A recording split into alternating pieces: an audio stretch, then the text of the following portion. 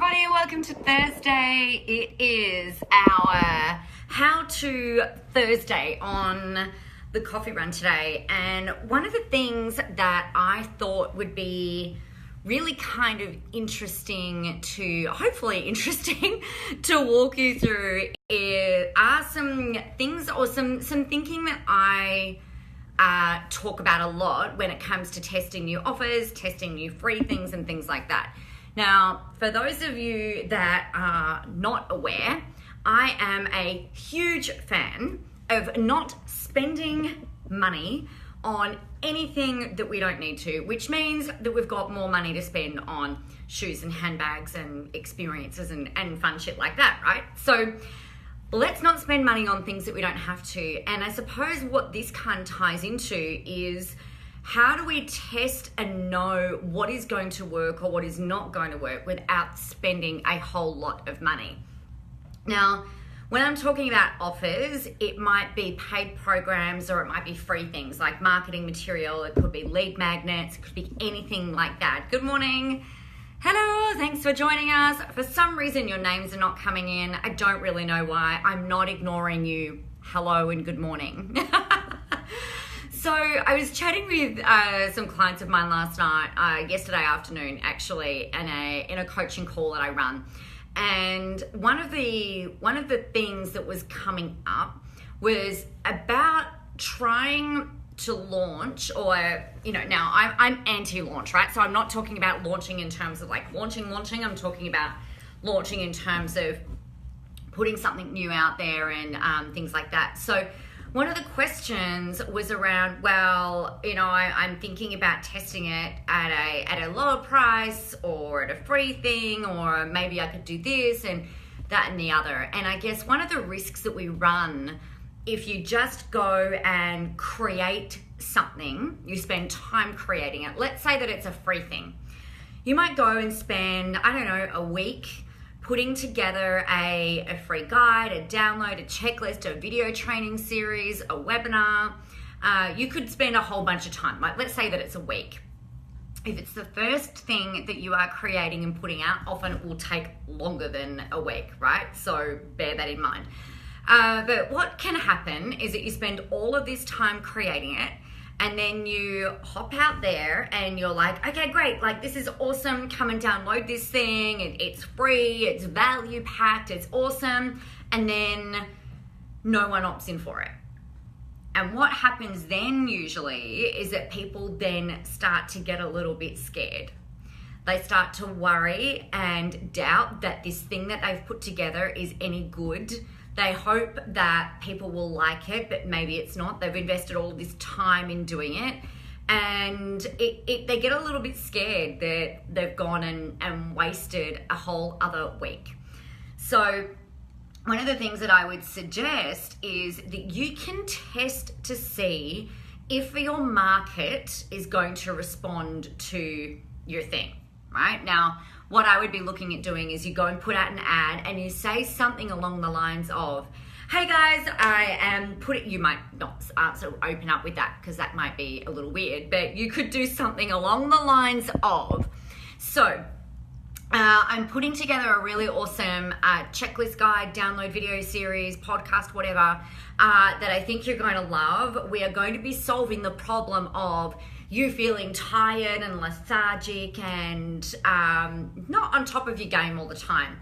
If you would love a copy, when it's completed, just click this link below and I'll send it to you, right? So we let them know that you're still putting it together and that you haven't got it all done yet. Now, the reason that we would do that is that if no one gives you their information, then we can look at the audience that you're targeting. We can have a look at some of the copy, but you haven't gone and invested a whole bunch of time in creating it when we don't even know if it's even going to work yet.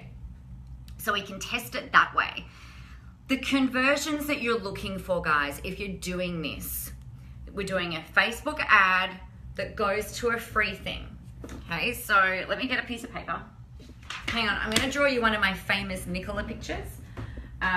They're really amazing. I reckon that if someone who, you know, those people that are really amazing on drawing on whiteboards and things like that, and they animate their drawings. I reckon that would be really awesome for me to utilize. And they can use my thing because, you know, that would be awesome. So, and my pictures are really fantastic. So, we go free thing. Ad. Oh my God, I can't even read my own writing. And now you're going to have to be really clever and be like Tamara the other day who, we want to read mirrored. So we go Facebook ad to free thing, and then they go into your email list, right? Pretty basic funnel. Now, this free thing could be a video series, it could be a checklist, like I said, it could be a download, whatever it is. Could be a webinar. I'd very strongly I would very strongly recommend webinars, was what I was trying to say, which is really random. So Facebook ad to free thing, any of these, and they go into your email list. What you're looking at here from a conversion perspective, wish I had another color texter, but anyway, Sharpie, if you're in America. It's a Sharpie. This is actually a Sharpie. All right, you're looking for a good 30% conversion, right? From people who click on your ad and go to your landing page, you want 30% to convert over and opt in for your free thing. Okay, so if you're not getting those numbers, then you've got to have a look at, well, why am I not getting those? What is going on? What's happened? Where has it fallen down? It might be the audience, it might be the copy, it might be the offer. Maybe the people that you're targeting don't want another goddamn checklist. Maybe they don't want to opt in for another fucking ebook. Maybe they don't want to opt in for another 4-part video training series where they know they're going to be sold to and pitched to and manipulated into buying. You know, I don't know. Now, all of those things are still valid free things to give away. I'm just saying, all right? But just be mindful that we don't want to spend all of your time creating something that may not fly. Okay, now I remember in 2012 when I launched that, you guys might have heard about it, I launched a brand new 7-day branding challenge on the 24th of April 2012. And that was my last ditch effort Facebook campaign, lead magnet campaign. And if I didn't make that work, if I didn't generate sales, that to me was the sign that I was not supposed to be in business and I was going to have to go and get a job, and I don't know what I was going to do about that. So anyway, it was a freaking nightmare. But anyway, I'd spent so much time working really hard trying to generate clients, trying to generate business, and I was getting it, but it just took a long time. So it was a slow burn, like a really slow burn. Back then, what I did, I actually spent the time creating the 7-day challenge. It took me about 3 weeks, 2 or 3 weeks to create it, to film the videos. I built in checklists. I embedded them all into a website, and, you know, I spent all of that time creating it. And I kind of went all in. It's really funny. I posted a photo, I think yesterday on this page, on my Facebook page. And it was the copy and the image was risk it all. And I was boots and all in, but I did create it before I put it out there for free because I didn't know any better back then. So just, you know, I was really hoping that it would work, and it did. I pulled it off, it worked, it was great, but you know, it's a little bit scary.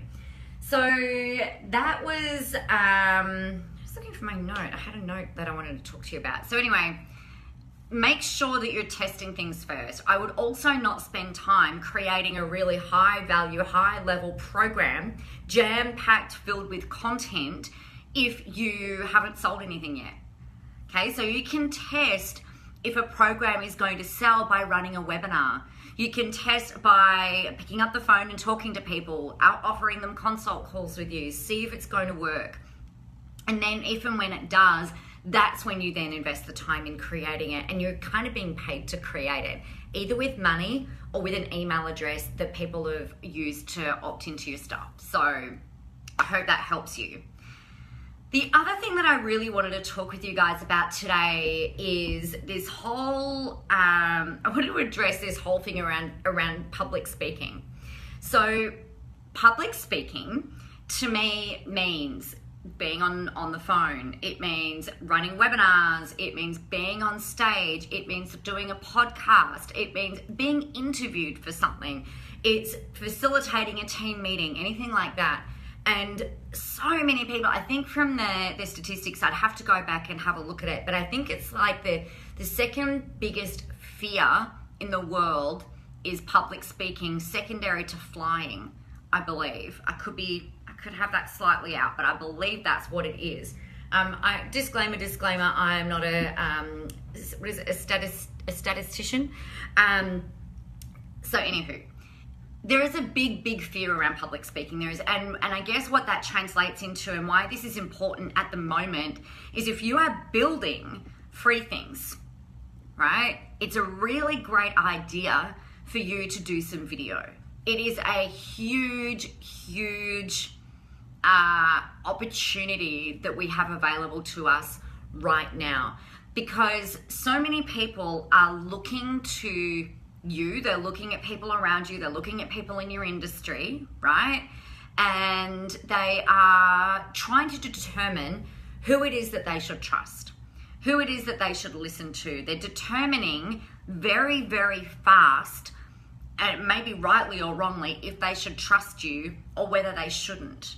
So we've got this ability to utilize really great technology right now and relatively cheap technology right now in order to connect really fast with the people, with our audience that we want to start building conversations with and eventually start getting them into our marketing funnel or into our sales funnel and start having commercial conversations with them whereby they give you money in exchange for service that you provide to them.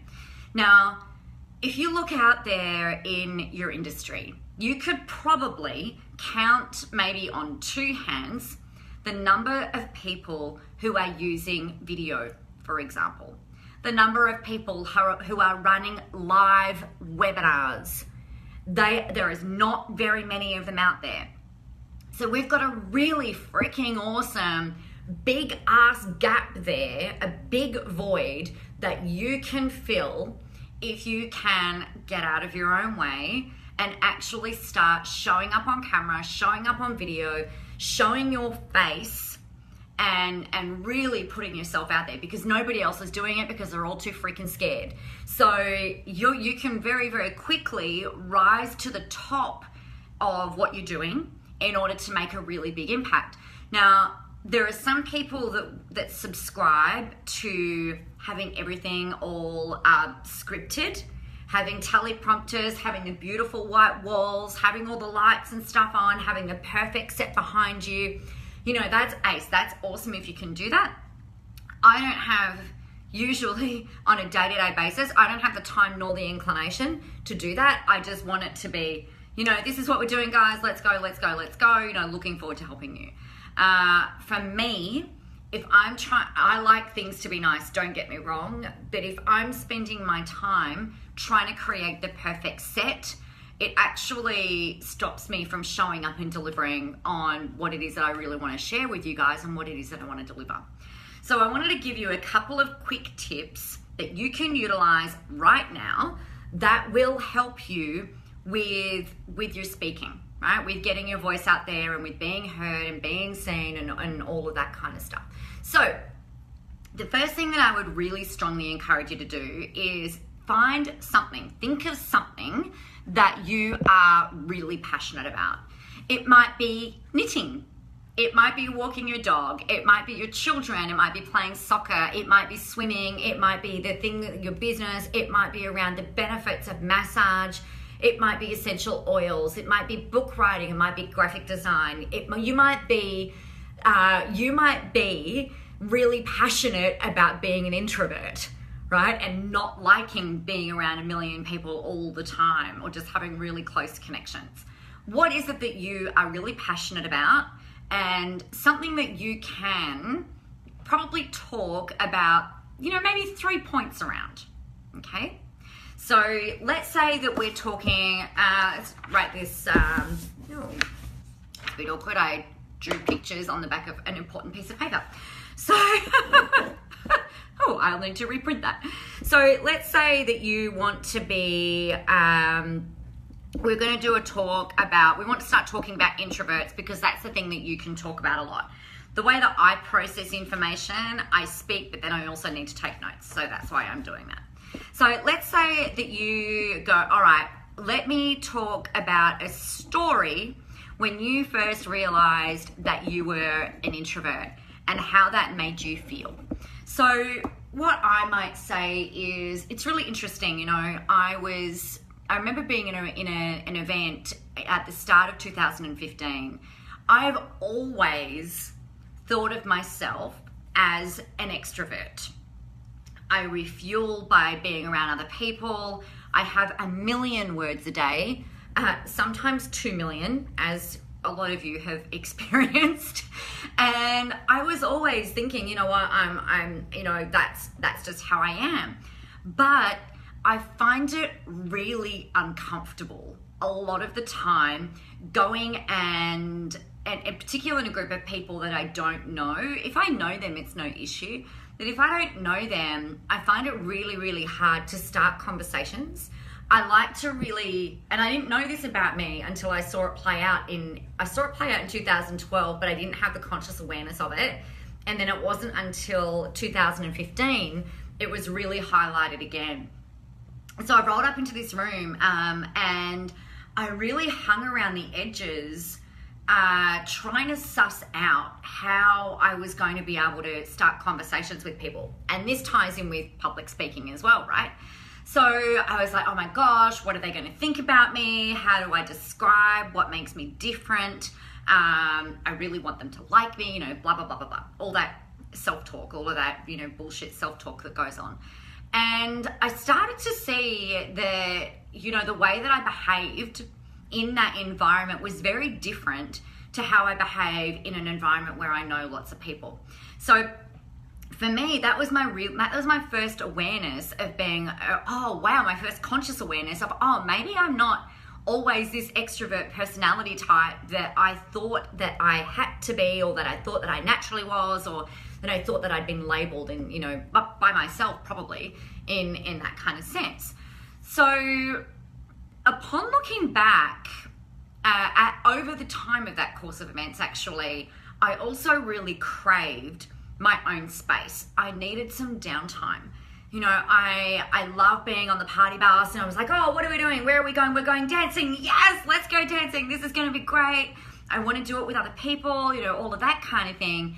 But I also really needed some time on my own, without the noise, without all of the people, without all of the personalities. And so for me, like, it created a bit of confusion, right? So it was just like, well, I thought this is how I was naturally, but I really want to be able to do this as well. And what I started to learn more about following that was the difference between extroverts and the differences between introverts. And, you know, I kind of landed somewhere in the middle, which then I learned about ambiverts. So an ambivert is someone very much like me, who I can be extroverted and be around people, but when I've had enough, it's just like, okay, I'm done now. Like that's it. I just can't handle it. I need to be on my own. I need to regroup and things like that. I've also got this introverted side where I really enjoy quiet and working on my own and just doing my own thing, right? So that would be a bit of a way, for example, of going through, all right, this is the subject that I want to talk about. Now I'm stopping speaking. Like that would be the end of that. So what I would talk about was where I was, what I did, and where I am now. So for me, the way that I would kind of tie off that little thing, if I was practicing telling that story, I might use that story in a webinar, or when I'm meeting someone, or at a networking event, or on a podcast, or anywhere that you need to speak publicly. I just think about, well, like where I am now as a result of all of this is I know what I need in order to operate at my most effective level, right? So that for me created massive awareness, and it provided a massive insight actually into how I've been all my life. It was just, I like to do the thing, but then I also really need some downtime. And it just kind of made sense for me. So how you apply this into you. Think of something that you can talk about, that you're passionate about, that was maybe transformational for you, or an experience that you are willing to talk about and that you're willing to share. Think about how you can structure a story around it. So it's got to be real, all right? And the framework that you work in is where I was, what I did, and where I am now. And then what you'll do is you'll turn on your camera on your phone. You don't have to go live yet. We're not talking about setting up sets and studios and cameras and, Luvo lights and all of that type of stuff. Get your camera on, flick it over to video, and practice telling the story in front of the camera. Now, that's usually one of the easiest ways for you to kind of break the seal and start practicing. Does this make sense, guys? And are you willing to try this? It feels really uncomfortable at the start. If you want to absolutely have a massive laugh at my expense, I invite you to go over to my YouTube channel and look at the videos. You'll sort them from oldest to newest and take a look at some of the early videos that I put up. They were fucking horrific. Well, they weren't, but they were like I was doing, no, they were. I was doing the best that I could with the tools that I had available, the knowledge that I had available, and the messages were important. The video production was not fabulous, which you'll see, but I was more passionate about getting it out there, getting the message out there, putting content out there, helping people, solving problems, than what I was about trying to make everything perfect. Because perfection is the striving for perfection can be the killer of creativity. And you will always be sitting there trying to get it right, trying to get it better, trying to make it perfect, trying to make it edited better. And you don't actually ever get your message out there because you're spending all the time trying to overproduce the content. So you've just got to start. Rip off that Band-Aid. Start practicing. Can you do that? Heidi said your videos aren't that bad. Oh, thank you. You'll see, you actually see, it's really hilarious. You see the hair. Like, that's what I think that's really funny, is that it shows me from, being very straight to then the curliness, and then back to straight, and then I've got the fringing some, and it shows a bit of the evolution of me, which is why I keep them up there, right? You do what you do you do what you can with what you have available, and just do the best that you can at the time. And that's all anyone can ever ask. And I think it's really important that you start practicing using your voice. And we really want to be able to fill this really big void in your industry and in your market, because most people are unwilling to do that. So if you're happy to try anything, give it a whirl, give it a crack, and the hell with screw the feedback, it's more about the message, then get out there and do it. Because the world is looking for different, and you are different. The world is looking for unique, and you are unique. Your audience is looking for someone who is real, who is going to show up, and who is going to be the truth teller in your industry and in what it is that you're doing, whatever that might be. So practice some stories on your own camera, and you don't have to publish them anywhere, right? You don't have to put them up on the internet. You don't have to do it on a Facebook Live. We just want to start getting you practicing. Now, if you think about it, what you can then do in terms of the topics that we were talking about at the start of today around testing before creating, you can test this stuff, work out the angles that work best with the camera. Work out, do you need to get one of these little lights, blinded you, that you can use to sit up on. That's not gonna work, it makes that all tip over. Do you need one of these little lights so that you can throw up a bit more light on your face when you're filming, if that's what's needed? We want to test better to then be able to go, okay, cool, you know, let's go make this happen. Let's go invest the time. Alrighty. So that is me for today. Now I wanted to chat with you really briefly before we sign off on Sales and Marketing Spy School.